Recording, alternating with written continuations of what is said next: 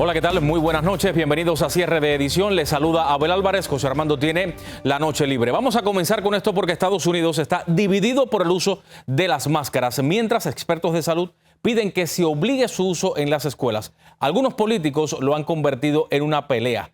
Vamos con María Teresa Saravia, que nos muestra la fricción que se vive. Agresiones como esta se repiten en todo el país.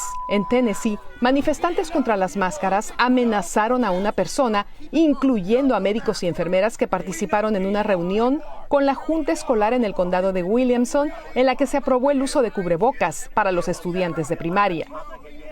La guerra contra las máscaras escaló a límites inimaginables. El gobernador republicano de Florida, Ron DeSantis, amenazó con retener los salarios de los líderes escolares que promuevan el uso de los cubrebocas.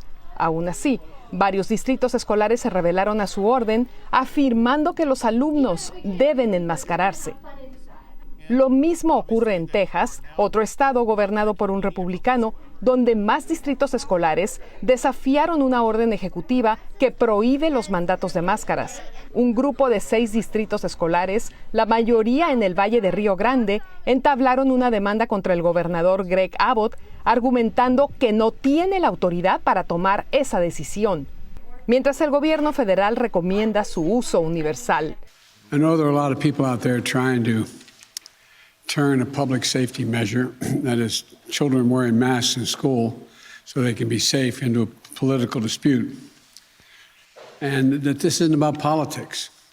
This is about keeping our children safe.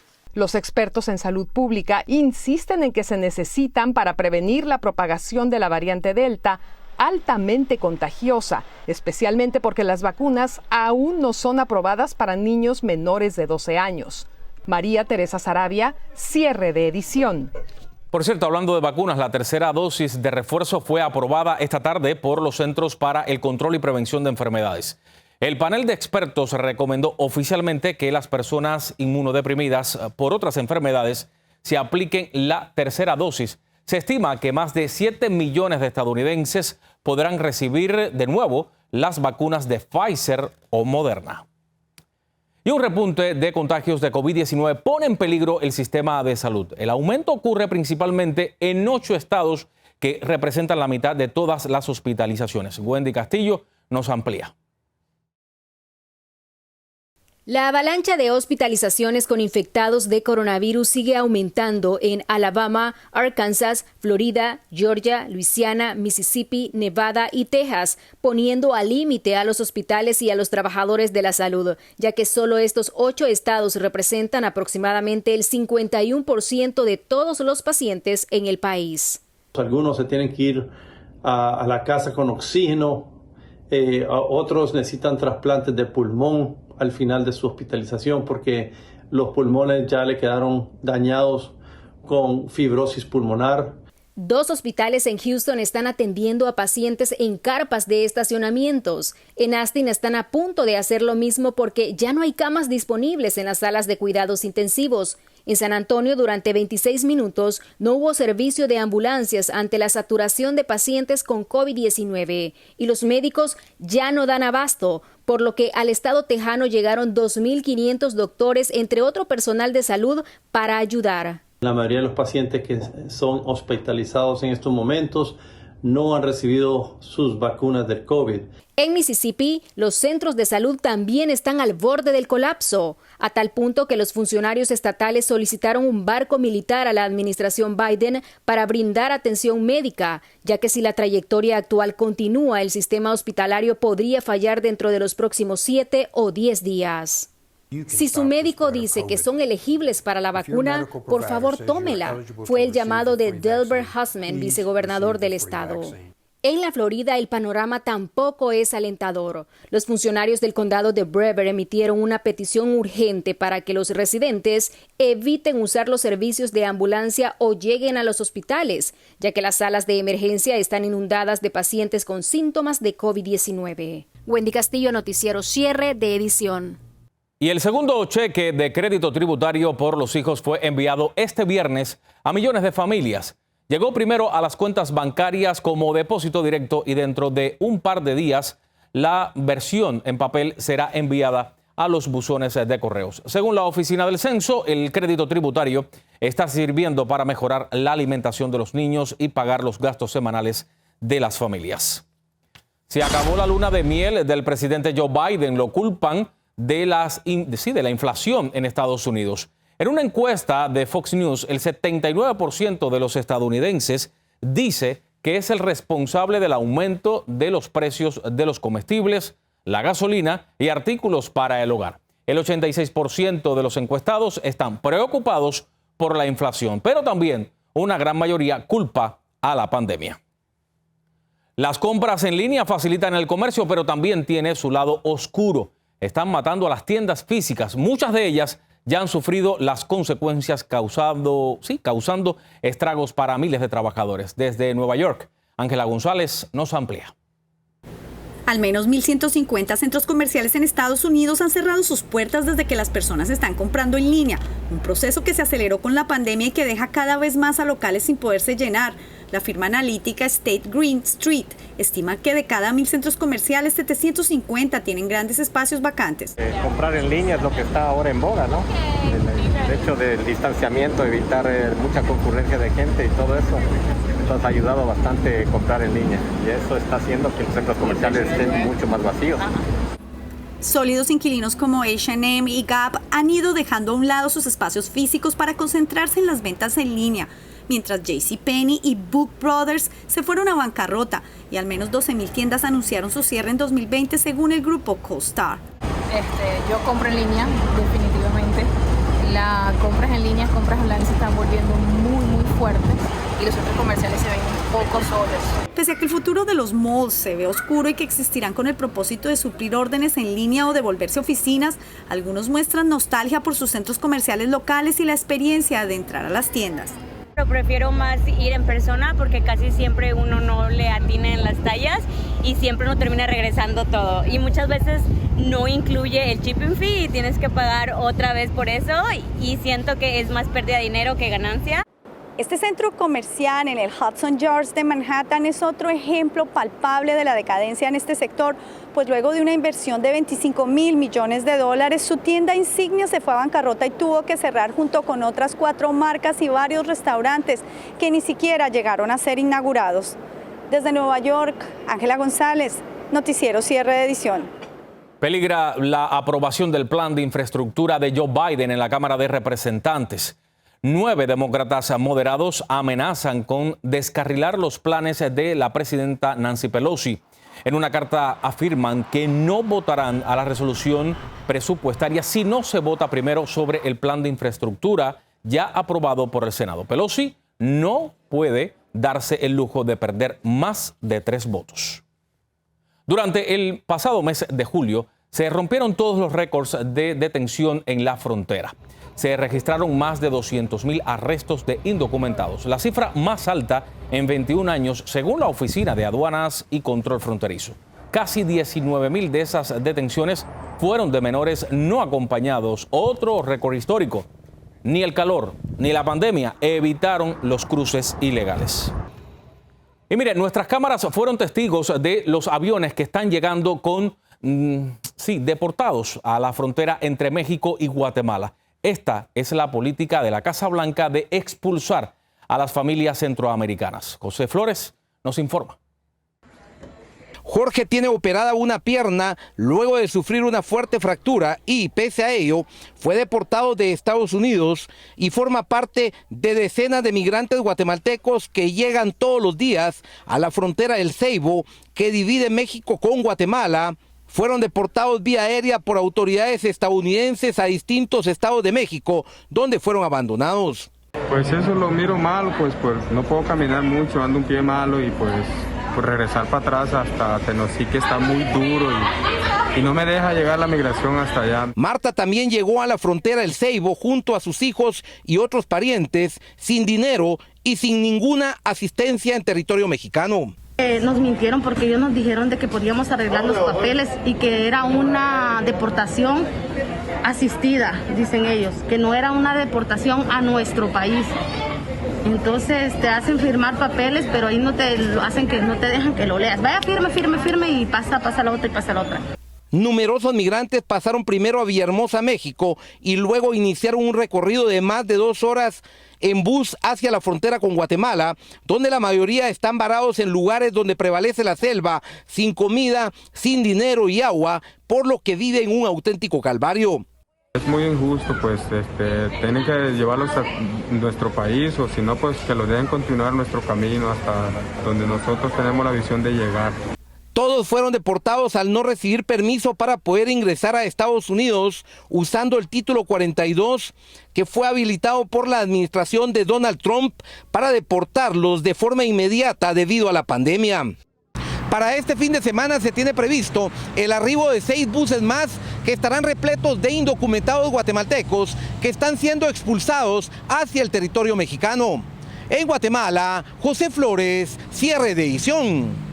Bueno, y la ciudad fronteriza de Mission, en Texas, se encuentra en alerta máxima. Se teme que más de 1.500 migrantes liberados y contagiados con COVID-19 estén dentro del Parque Ansalduas. Imágenes divulgadas por algunos medios muestran las tiendas de campaña que instalaron para albergar a los enfermos en condiciones de hacinamiento. Las autoridades están impidiendo el ingreso al parque.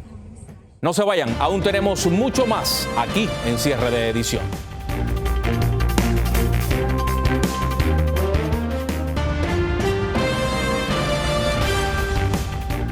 Volvemos al aire hablando de la emergencia internacional que se vive ante el avance de las milicias de los talibanes en Afganistán.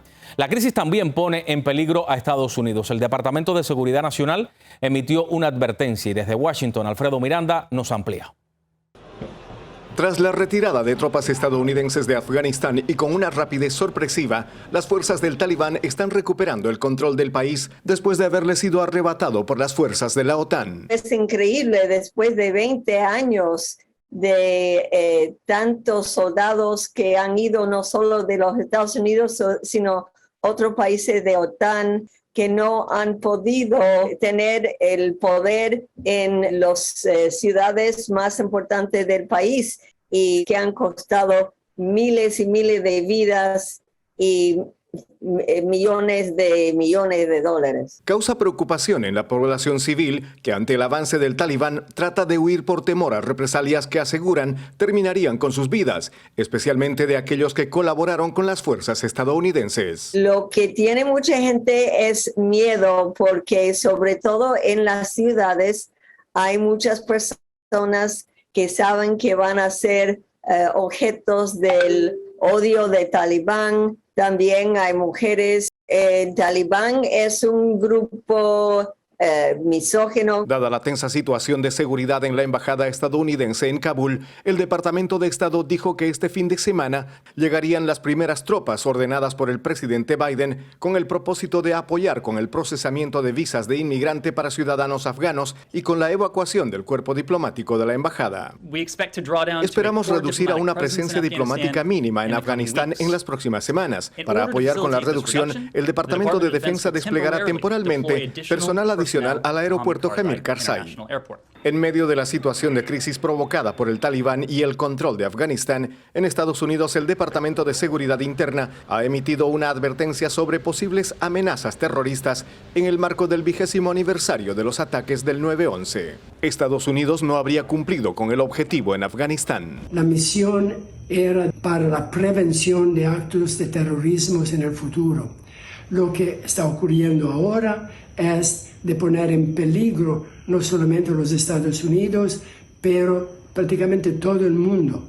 Después de que el presidente hace 3 días manifestara que no se arrepiente de la decisión de retirar las fuerzas estadounidenses y de afirmar que los afganos tienen que luchar por sí mismos, por su nación, no ha vuelto a hablar del tema en público.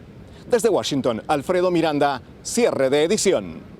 Y en otras informaciones, Florida se prepara para un doble golpe en las próximas horas. Mientras la depresión Fred continúa su avance hacia el estado luego de provocar inundaciones y apagones en el Caribe, otra depresión tropical se convierte en tormenta tropical. Se trata de Grace. Las autoridades han emitido una advertencia para el sur de la Florida. Vamos a una pausa. No se vaya, aún tenemos mucho más aquí en Cierre de Edición.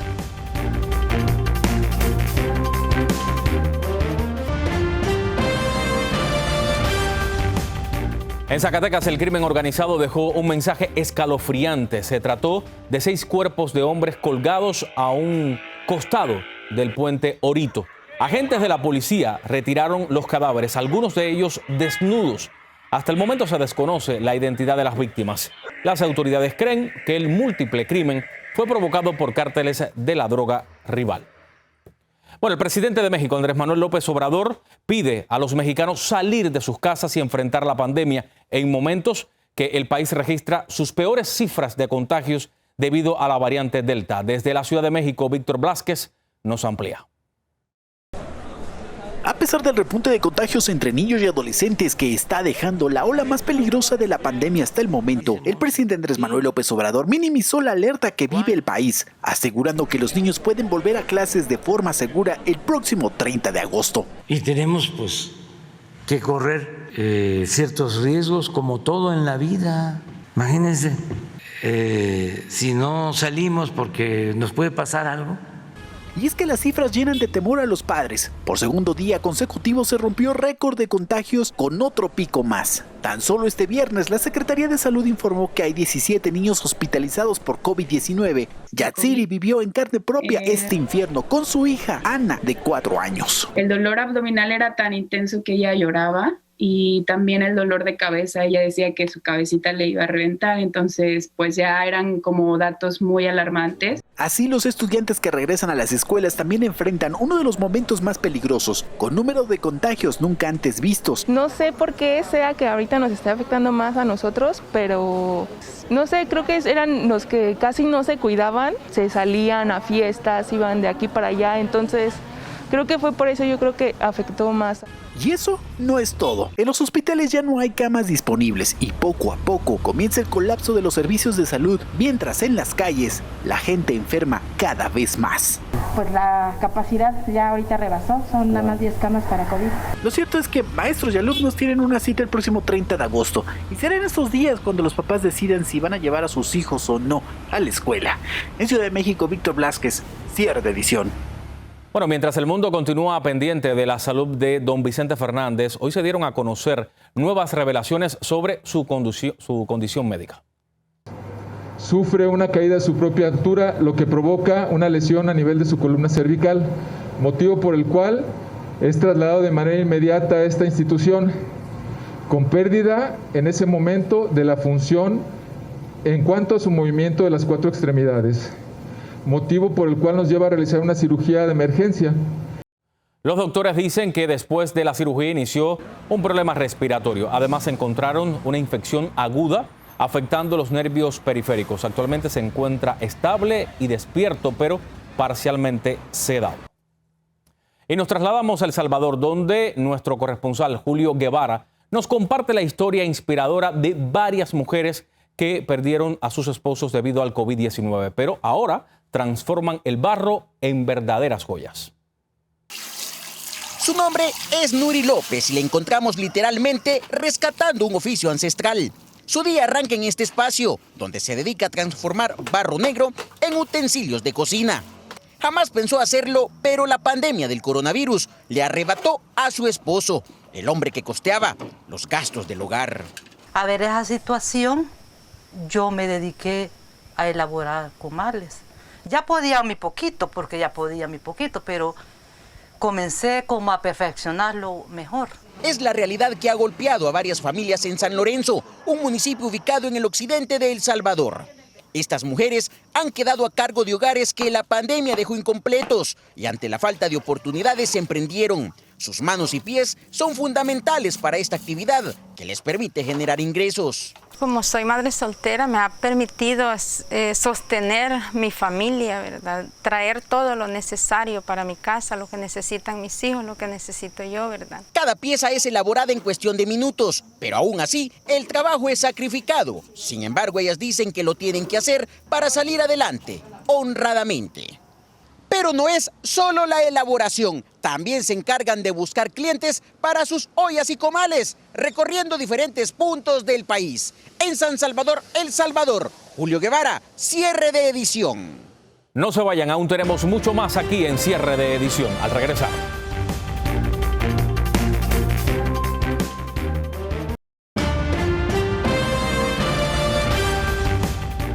Y en el minuto final de nuestro noticiero le hago una pregunta. ¿Se atrevería a pedalear una bicicleta sobre un delgado cable y un abismo? Vamos a verlo.